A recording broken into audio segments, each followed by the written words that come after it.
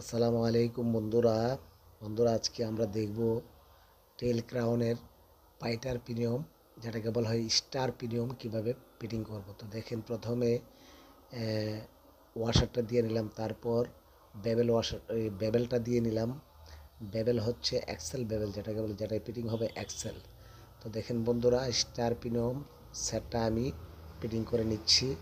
এই যে দেখেন, স্টার পিনিয়মগুলো দেখতে হবে এগুলো ফ্রি আছে কিনা। তো বন্ধুরা দেখেন, এগুলো ফ্রি আছে। তো সামান্য অয়েল দিয়ে নিচ্ছি। সেটিং করার সময় সামান্য অয়েল দিয়ে নেবেন, তাহলে ক্ষতি হওয়ার সম্ভাবনা থাকবে না।